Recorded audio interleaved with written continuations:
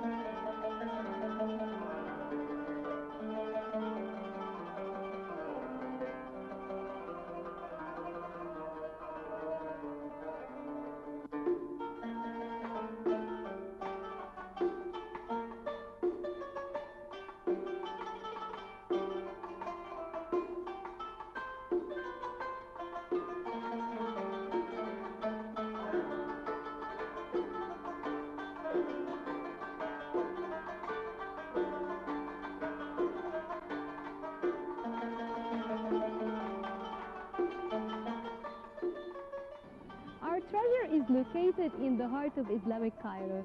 Actually, we're coming to you from the street of Al-Mu'izz li-Dinillah. And our treasure of today is the 14th century AD mosque and madrasa of the Sultan Al-Zahir Barquq. Actually, he was the founder of a new family. He was the founder of the Borgi Mamluks.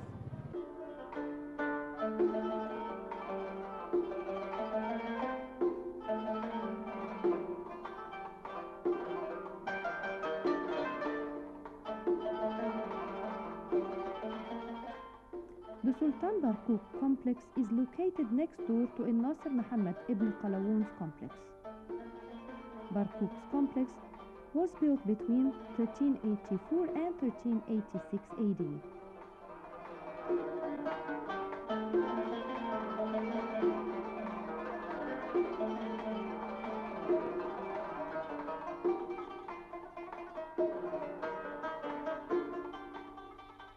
The architect Shihab al-Din Ahmed ibn Muhammad al-Tuluni, who belonged to a family of court architects and surveyors, was in charge of part of the construction.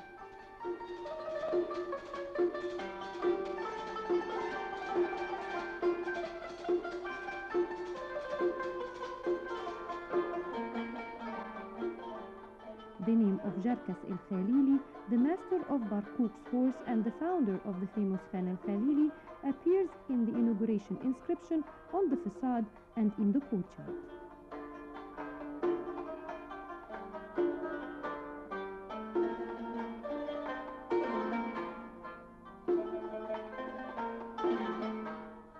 Sultan Barquq was of Circassian origin, recruited under the Turkish Bahari Mamluks.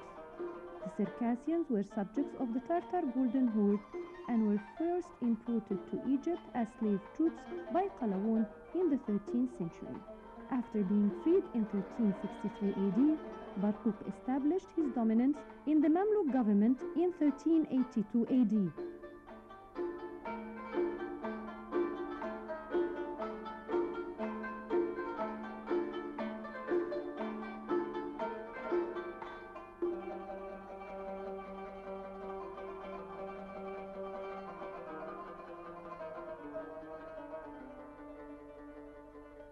Now I'm happy to have with me a researcher and lecturer as well as well-known tour guide, Mr. Ahmed Aboul. Ahmed, I'd like first to start by asking you about the location. Why did the Sultan Barquq choose this area, the street of Al-Mu'izz li-Dinillah al-Fatimi, to be the location of his burial? First of all, the Great Street is the main street in central Cairo and medieval Cairo. So most of the Mamluk sultans were keen to acquire pieces of lands that remaining from the Fatimid palaces and gardens that used to cover the whole area here. So right here we are standing behind the palace of the Fatimid Sultan.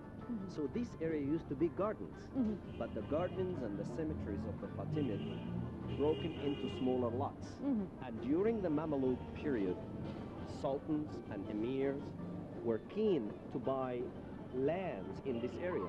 And that's how the Great Street turned during the Ayyubite period and the Mamluk period into small lots on both sides of the road. And that's how we ended up with number of Mamluk lands. One generation after another, buildings on the roadside. Started with Qalawun, then Al-Nasir Muhammad, son of Qalawun, then Barkuk later on, 1382, bought this piece of land and started the construction of his great complex, which mosque, madrasa, and a tomb for the Sultan and his family. This is how Sultan Barkuk came to build right on the main street during his period of ruling. Sultan Barkuk is a unique person. First of all, why we call him Barkuk? Yes, please. Because he has got such protruding eyes to look like two blooms, and that's why they call him Barkuk, because the eyes look like two blooms.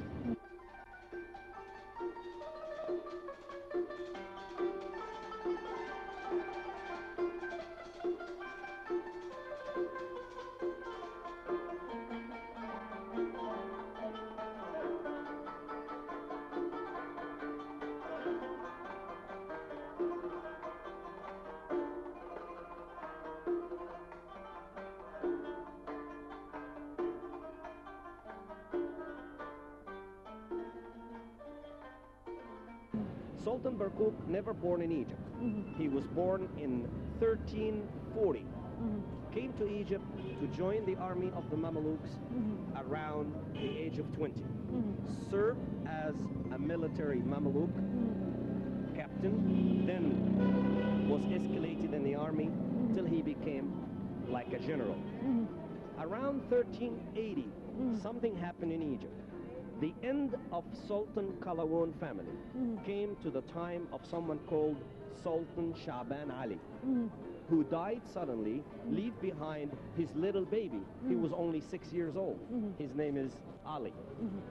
Little 6 years old Ali happened to be the Sultan of Egypt, the end of the Qalawun family. The two generals and the big emirs in his army happened to be the guardian of the throne. So Barkuk was one of the two guardians of the throne of little Ali. But after 1 year, the boy was too helpless, too powerless, and everybody elected Barkuk to be the Sultan. And that's how it happened. Sultan Barkuk stepped in, took the throne, took the crown, and became the Sultan of Egypt. This is a very interesting change and shift of power. The end of one dynasty and the beginning of a new dynasty. So Sultan Qalawun established the early Mamluk governorship. Sultan Barkuk established the second generation of the Mamluks. We call them Circassian Mamluk because he was born near the Caspian Sea, which nowadays Georgia, Kazakhstan.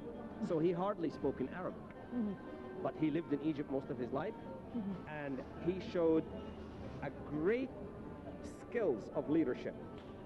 He was smart. He was able to offer a lot of help to the Egyptians. People loved him, tax cuts of all kinds, and that's why he was well loved and very popular at that time.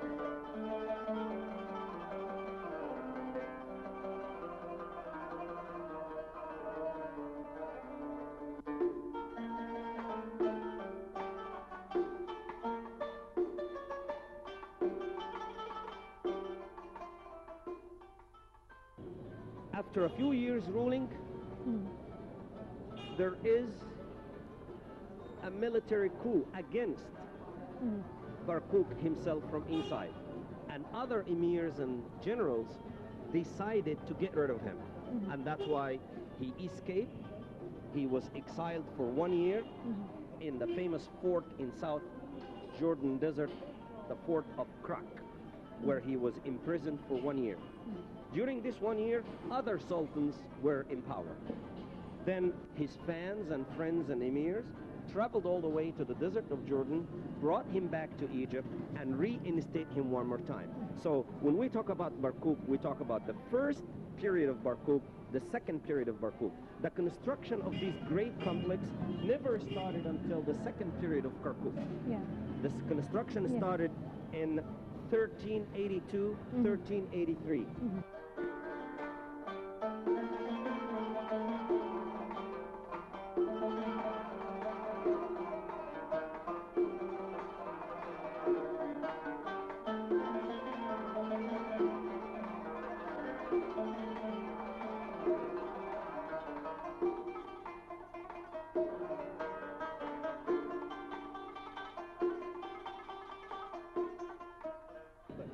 Would you please tell us about the complex itself of the Sultan Barkuk?